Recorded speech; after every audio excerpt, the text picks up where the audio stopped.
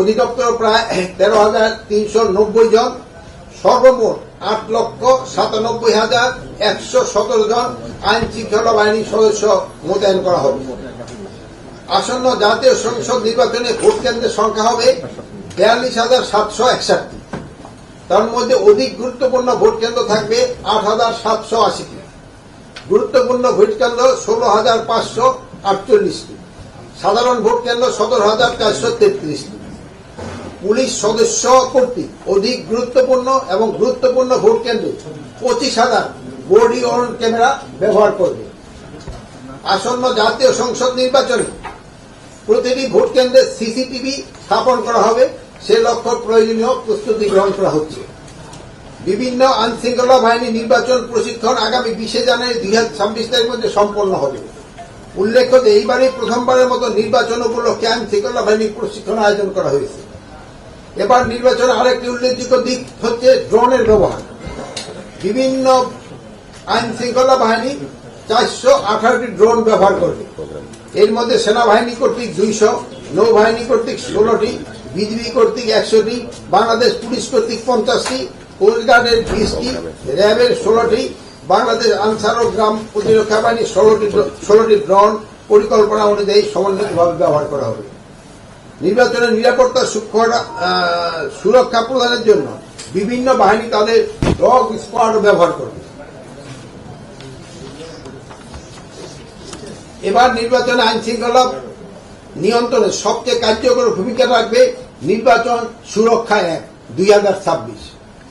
এর ব্যবহার সেটি ন্যাশনাল টেলিকমিউনিকেশন এবং মনিটরিং সেন্টার NTMC কর্তৃক প্রস্তুত করা হয়েছে।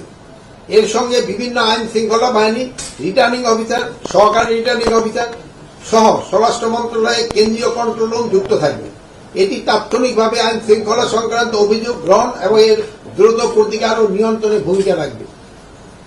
জাতীয় নির্বাচন অবাধ, সুষ্ঠু, নিরপেক্ষ এবং শান্তিপূর্ণ করার লক্ষ্যে অন্যান্য যেসব গুরুত্বপূর্ণ পদক্ষেপ গ্রহণ করা হয়েছে সেগুলি হল নিম্নরূপ: দুর্গম কেন্দ্রসমূহে ব্যালট সহ অন্যান্য নির্বাচন সামগ্রী, নির্বাচনী দায়িত্বে নিয়োজিত কর্মকর্তা কর্মচারীদের পরিবহনের ক্ষেত্রে বাংলাদেশ বিমান বাহিনী হেলিকপ্টার ব্যবহারের ব্যবস্থা করা হবে।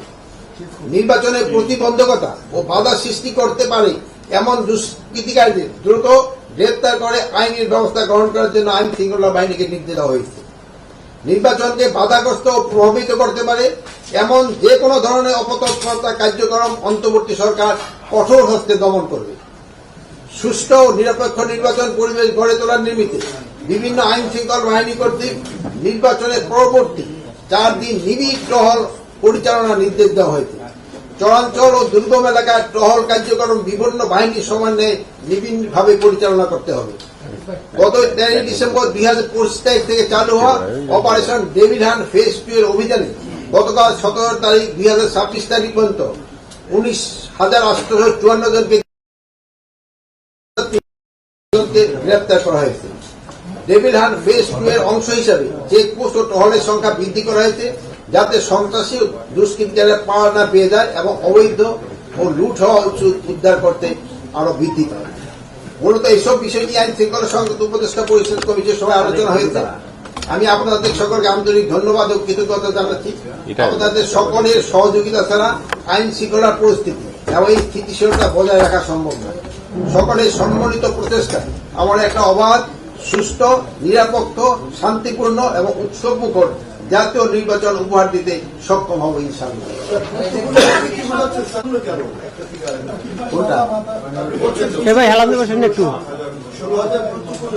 গুরুত্বপূর্ণ মানে হল ঝুঁকিপূর্ণ, যেটা নিরাপত্তা দিকে।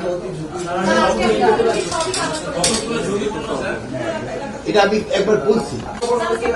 মানে যাদের বৈধ অস্ত্র সেগুলো জমা দেওয়ার বিষয়, এই মুহূর্তে আসলে কতগুলো অস্ত্র আসলে যেটা থানা থেকে হয়েছিল সেটা উদ্ধার করা যায়নি, আর যারা এই আসবে শুধু যারা ইলেকশন করবে বা ক্যান্ডিডেট যারা, তাদের অস্ত্রটা তারা রাখতে পারবে। আর তারা যদি নিজেদের হাতিয়ার না থাকে, যদি তারা অস্ত্র চালনা করতে না পারে, তো তারা একজন হিসাবে গানম্যানের মতো তারা একজন রাখতে পারে, কিন্তু তারও বৈধ লাইসেন্স থাকবে। যে আপনি এখান থেকে কতগুলি উদ্ধার হচ্ছে আমি ডেভিল হান্টেরটা তো বললাম, কিন্তু এরপরে আপনার এই প্রশ্নটা আমি রেখে দিলাম, নেক্সট বার নোট করে রেখো, আবার আগামী সপ্তাহে ওইটা বলি। আপনি বলছেন 346টা লুট হয়েছে কতগুলো দুটো বিষয় স্যার। একটা হচ্ছে স্যার থানা পুলিশ থেকে পুলিশের অস্ত্র লুট হয়েছে, এক হচ্ছে থানা পুলিশের হেফাজতে থাকা পাবলিকের অস্ত্র লুট হয়েছে, এটা রেকর্ড আছে কিনা আপনাদের কাছে, এবং থানা পুলিশ থেকে থানা পুলিশের কতগুলো অস্ত্র লুট হয়েছে এটা রেকর্ড আছে। সব কটার একটু রেকর্ড আমাদের কাছে আছে। ওটা আমরা পরবর্তী ব্রিফিংয়ে দিয়ে দিই, আমরা লিস্টটা দিতে এটার সংখ্যা গুইনা গুইনা এইভাবে দেওয়া তো সম্ভব না। আপনার এতগুলো অস্ত্র লুট হয়েছে, আপনার মানে বেশ কয়েকজন সাংবাদিক একই প্রশ্ন করলো, কিন্তু আপনার উদ্ধারের সংখ্যা মাত্র 346টা। আর এটা হলো ফেজ টু তে একটা, আপনি একটু শুনেন নাই তো ভাই, আপনি কোথায় আমরা একটা টাইম দিয়ে দিচ্ছি, এই টাইমে থেকে এই টাইমে সেটা এটা আমি তো বললাম। আরেকটা জিনিস সবাই জানতে চায় স্যার মিডিয়াতে, স্যার রাজনৈতিক ব্যক্তিত্ব এবং ক্যান্ডিডেট কতগুলো অস্ত্র পেয়েছে স্যার আপনাদের কাছ থেকে লাইসেন্স? শোনা আমি একটা কথা, ভাই